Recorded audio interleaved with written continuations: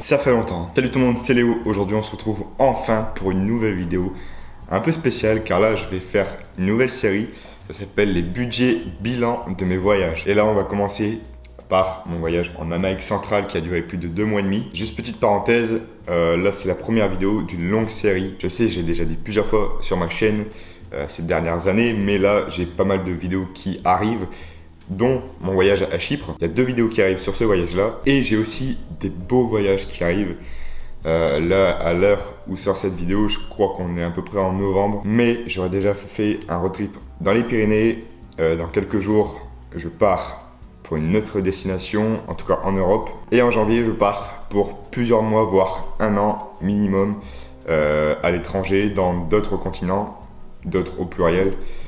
Et ça risque d'être incroyable. Bref, revenons à nos moutons, c'est parti pour le bilan budget de mon voyage en Amérique centrale. C'est parti. Alors je suis parti exactement 70 jours et j'ai visité 5 pays. On commence avec le Costa Rica, je suis resté 10 jours là-bas. Alors déjà il faut savoir que mon billet aller-retour je l'ai payé 500 balles avec une seule escale à l'aller où je suis parti de Barcelone. J'ai fait une escale en Colombie à Bogota pour arriver au Costa Rica à San José. Et au retour j'ai fait Cancun, Bruxelles. Alors le Costa Rica c'est 10 jours incroyable, c'était un putain de pays, par contre c'était putain de cher. Et on commence avec la bouffe. En 10 jours j'ai dépensé 264 euros. Alors dans ces 264 euros il y a les restaurants, il y a les bars, il y a la nourriture qu'on achète dans le magasin pour se faire à manger nous-mêmes pour que ça nous coûte moins cher. En transport on est à 187 euros, donc pareil les bus, les bateaux, les ferries, j'en sais rien, tout ce qu'on a pu prendre. Donc 187 euros pour le transport. Ensuite, au logement, on est à 237 euros, tout compris. Et on finit avec l'activité, on est à 121 euros. Alors, il faut savoir que ce voyage date de juin 2022. Et il y avait encore un peu de Covid un peu partout dans le monde. Donc là, il nous fallait un test Covid pour arriver au Nicaragua, qui était le prochain pays. Sauf que le test nous a coûté quand même 137 euros. Alors, ça rajoute un sacré budget pour les 10 premiers jours. Donc, ça fait un total de 809 euros pour 2 personnes. Pour 10 jours, ce qui fait à peu près 404 euros pour 10 jours par personne, soit 40 euros par jour. Alors vous allez peut-être me dire que c'est pas beaucoup, que c'est un peu trop ou j'en sais rien. Nous on trouve que c'est pas énorme parce que on voyage en tant que backpacker, donc on dort dans des boui-boui, on mange genre des street food. Donc forcément on prend pas des hôtels 5 étoiles avec une grande piscine, etc. Nous on s'en fout de ça, on veut juste vivre l'aventure. Donc forcément, ça nous coûte beaucoup moins cher. On continue avec le Nicaragua. D'ailleurs, le Nicaragua, c'était mon coup de cœur. Ce pays, c'était incroyable. C'était vraiment une grande découverte parce que j'attendais pas grand-chose de ce pays. On est resté 21 jours là-bas. En nourriture, on est à 433 euros. Donc oui, tous les chiffres que je dis pour la nourriture, le transport, etc., c'est pour 2 personnes pour autant de jours comme là au Nicaragua, 21 jours. Donc comme je disais, la nourriture, 433 euros. Les transports, on est à 395 euros pour 2. Le logement, on est à 343 euros pour 2. Et les activités, on a 112 euros. Alors, du coup, ça nous fait un total de 1283 euros pour 2 pour 21 jours, ce qui est complètement raisonnable. À ça, il faut rajouter 25 euros de taxes d'entrée parce que quand on a passé la frontière, ce qu'on fait de nous, on a tout fait à pied ou en bus ou en shuttle. Enfin, c'est pareil, vous allez me dire. Du coup, à la frontière nicaraguayenne, à la frontière du Nicaragua, on a dû payer des taxes qui s'élevaient à 25 euros. Ce qui nous fait un total par personne de 641 euros pour une personne, ce qui nous fait donc 30 euros par jour par personne. Pour le Nicaragua, je vous conseille complètement ce pays, il est pas cher, il est beau, il y a énormément de choses à faire. Entre nous, on avait fait l'île du Maïs, on était parti 8 jours là-bas, c'était magnifique. Bon, après, pour aller là-bas, c'est soit tu prends l'avion, ça te coûte 130, 150 euros l'aller, et ça dure 1 heure, soit tu prends le bus, le ferry, et ça te dure quasiment 24 heures. Nous, on était parti de nuit de la capitale en bus pour aller tout à l'est du pays. Ensuite, on avait pris un ferry, un petit ferry avec 7 heures de bateau. C'est des îles des Caraïbes et c'est incroyable, c'est magnifique. Après, en activité aussi, là-bas, je vous conseille beaucoup de faire de la luge sur un volcan. Oui, c'est possible, sur un volcan actif en plus. Ensuite, on a pris le shuttle direction le Salvador.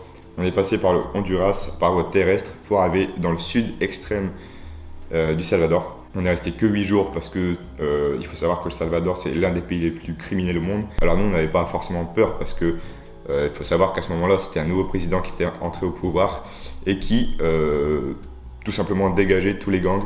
Donc tous les jours on se voyait des camionnettes, des pick-up avec plein de mecs tatoués de partout, menottés en blanc derrière, et tous les jours comme ça. Et en fait il y avait zéro touriste. Peut-être en 8 jours on a croisé une dizaine de touristes, sachant que les 3 quarts c'était pendant une activité qu'on a fait dans le sud justement du Salvador. Sinon il y avait zéro touriste et tout le monde était content de nous voir, tout le monde essayait de nous parler, même si nous on commençait toujours à apprendre l'espagnol parce qu'on a fait allemand LV2. Bref, pour la bouffe, pour 8 jours, on a dépensé 202 €. En transport, on est à 51 €. En logement, on est à 118 €. Et en activité, on a 60 €, soit 431 € pour deux, plus 15 € de taxes au Honduras, parce qu'on a dû payer des taxes au Honduras, même si on n'était resté que quelques heures. Ce qui nous fait 215 €, soit 26 € par jour par personne, ce qui est encore moins cher que le Nicaragua. C'était vraiment un beau pays, c'était une belle découverte. J'aimerais bien retourner pour faire plus de choses, même si ça craint quand même pas mal. Franchement, il faut pas aller là-bas le soir forcément, à part si t'es complètement débile. Donc la première ville au Salvador c'était La Unión et on est monté sur, comment ça s'appelle, El Espíritu de la Montaña. En gros c'est, tu montes avec un 4x4 chelou, t'es bousculé dans tous les sens et t'arrives sur une plateforme avec une vue mais incroyable, vue sur le Nicaragua, le Honduras et bien sûr au Salvador où tu es. Ça coûte je sais plus combien, je crois que c'était 15 €, 20 €, j'ai pas envie de dire conneries, je vous mettrai le prix ici. Et c'était vraiment quelque chose à faire, c'était magnifique. Un endroit aussi que je vous conseille, un coup de cœur qu'on a eu pour le Salvador, c'est Concepción de Ataco. C'est tout au nord du pays. C'est des tout petits villages fleuris, magnifiques, avec des maisons colorées de toutes les couleurs. C'est là où on a pu rencontrer aussi quelques touristes, mais vraiment très vite fait. Le bus coûte pas cher, c'est trop bien. Bref, passons au pays que j'ai moins aimé, c'est le Guatemala. Alors, le Guatemala, on est resté 16 jours là-bas. C'était un pays que j'attendais de ouf. Je me suis dit, ça va être magnifique, ça va être incroyable. On a vécu la meilleure expérience là-bas, certes, mais niveau arnaque, tous les locaux qui essaient de t'arnaquer niveau prix, ça c'était vraiment gonflant. Même si c'était quand même un pays super beau à voir, il y a des belles activités, il y a des beaux paysages à voir. Franchement, on n'a pas été déçus par ça, mais plus par les locaux. Alors en 16 jours, on a dépensé 368 € de nourriture, 248 € de transport, 253 € de logement et 181 € d'activité, soit 1050 € pour deux, donc 525 € par personne pour 16 jours, donc 32 € par personne par jour. Sachant qu'on a fait la plus belle activité, je crois, de tout ce que j'ai pu faire en voyage, c'est l'ascension de l'Acatenango pour voir El Fuego, et c'était incroyable. En gros, on est monté jusqu'à 3976 mètres, si je dis pas de bêtises. On a dormi là-bas la nuit à 3300 mètres. Enfin, on a dormi, on n'a pas beaucoup dormi parce qu'il faisait froid. On est passé de 35 à 10 degrés, 5 degrés. Et en fait, toutes les 3-5 minutes, tu as une éruption qui se produit juste à 2 km de toi. Et en fait, tu as une vue magnifique. Bon, le matin, tu es censé te réveiller. Bref, je vous mettrai quelques vidéos, quelques photos. C'était la plus belle expérience qu'on a vécue. Sachant que pour, on va dire, 3 repas, une nuit et la location de vêtements chauds pour cette ascension, ça nous a coûté 53 € par personne, sachant qu'ils venaient nous chercher, nous ramener à l'hôtel où on était de base.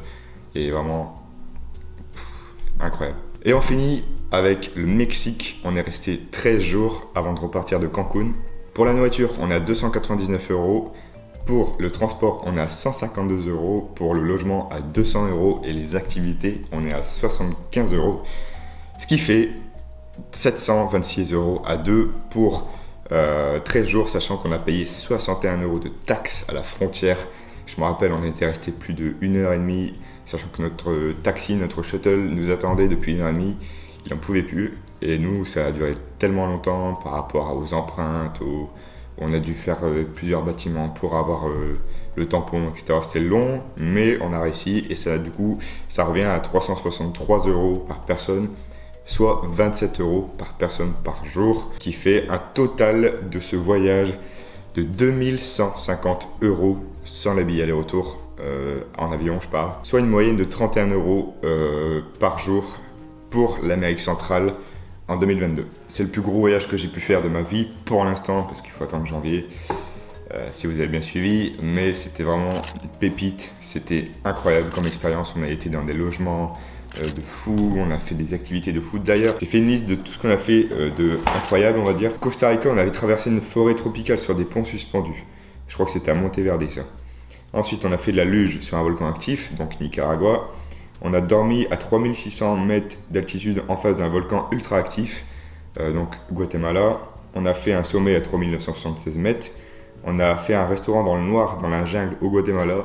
Parce qu'en gros, à Semuc Champé, on a fait un logement, sauf qu'il n'y avait pas d'électricité. C'était en plein milieu de la jungle, on devait y aller en 4x4, c'était n'importe quoi. Du coup, on a mis le flash et on a mangé comme ça. Ensuite, on a nagé avec des requins et des raies, parce qu'on a fait du snorkeling dans les îles du Maïs au Nicaragua. Bon, après, les requins, c'était des requins rouges, je crois, donc c'est inoffensif. On a vu une raie léopard, c'était magnifique. On a fait du scooter sur une piste d'atterrissage, pareil au Nicaragua, à Ometepe, sur l'île, dans le lac. En fait, tu traverses la piste d'atterrissage. Et pareil, sur l'île de Maïs, dans la Bighorn, il y a une piste d'atterrissage et les gens ils traversent à pied, etc. Et c'est quand même assez insolite. Et ensuite, on a fait du kayak sur l'un des plus beaux lacs du monde, donc le lac Atitlan au Guatemala. C'était magnifique aussi ça. Bref, et en statistique de voyage, on a fait 26 hôtels, 48 bus et shuttle, 18 taxis, 12 bateaux et 13 postes frontières, dont 7 pays. Voilà le résumé du voyage qu'on a vécu pendant 2 mois et demi. C'était vraiment incroyable. À refaire, je le ferai 10 000 fois. Je vous le conseille très très fortement, ces pays-là. Même si ça peut faire peur, par exemple pour le Salvador ou le Honduras ou même le Nicaragua qui est assez réputé un peu dangereux. Mais bref, j'espère que ça te plaît parce que je sais qu'il y en a beaucoup qui demandent combien je paye mes voyages, comment je fais pour les financer. Ça sera dans d'autres vidéos. D'ailleurs, en parlant d'autres vidéos, il y a les vidéos de Chypre qui arrivent. J'ai aussi fait un bilan budget de ce pays. N'hésite pas à t'abonner, à partager, à liker cette vidéo, à commenter si tu as des questions à venir en DM sur Instagram. Si tu veux savoir aussi comment je fais pour voyager pas cher, il y a mon e-book en lien en description sur mon site internet. Tu as toutes les astuces et conseils pour voyager moins cher. Je l'ai mis à jour pour 2023-2024. Donc n'hésite pas à aller jeter un coup d'œil. En attendant, je te dis à bientôt. C'était Léo. Ciao.